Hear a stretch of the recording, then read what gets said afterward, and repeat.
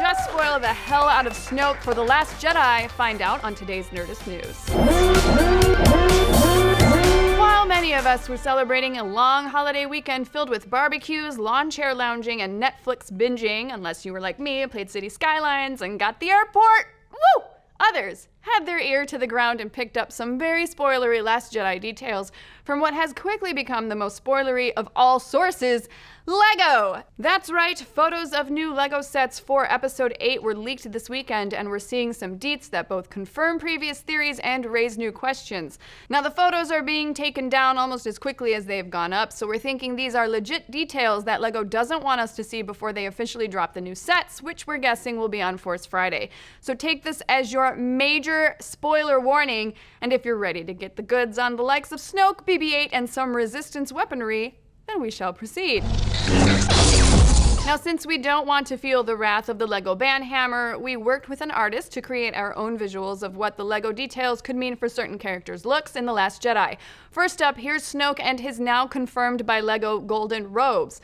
This was a look that we previously heard rumblings about and even scoped some concept art on makingstarwars.net, and it seems his silky high-count golden threads will indeed be making an appearance in the film.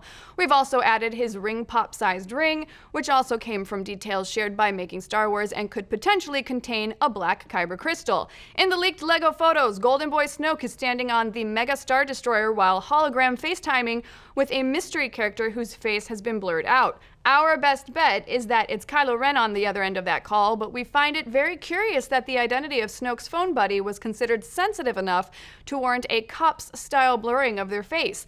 We sense a hint of a robe in the pic, but other than that, the hidden identity of the hologram is fodder for our own in-house conspiracy theorists who insist that it could be Luke.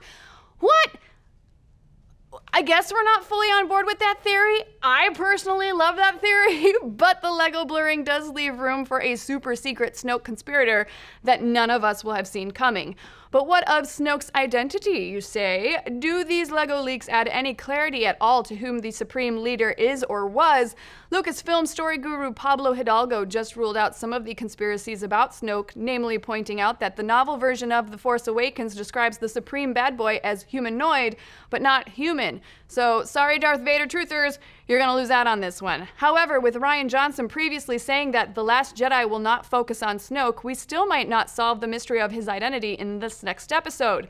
Next up, we have our artist draw up what the LEGO pics revealed to be the cutest, baddest droid in the galaxy, Evil BB-8. Now, the droid's name on the packaging is actually BB-9E. Does the E stand for evil?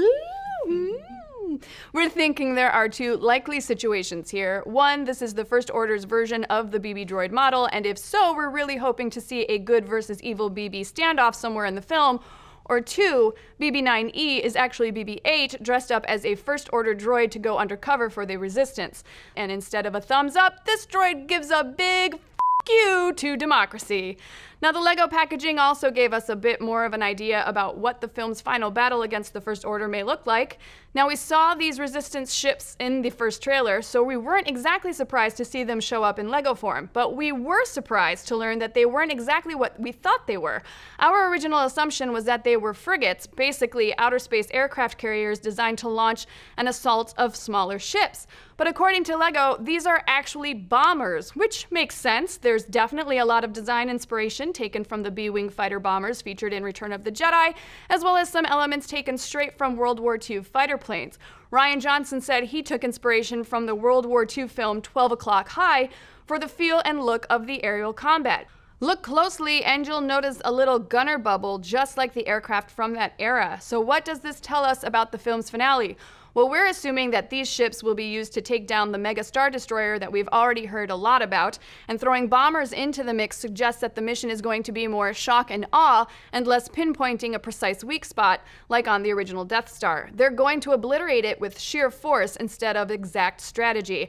But what do you folks think? Do these LEGO details take away some of the mystery of Snoke? Do you think there will be a droid army of BB-9Es taking down the First Order? Let's discuss. And did you guys catch the latest episode of Musquouch? Elon revealed his new plans for driverless cars. Plus, are we getting a colony on the moon? You'll have to watch to find out. Be sure to like and subscribe and keep checking Nerdist.com.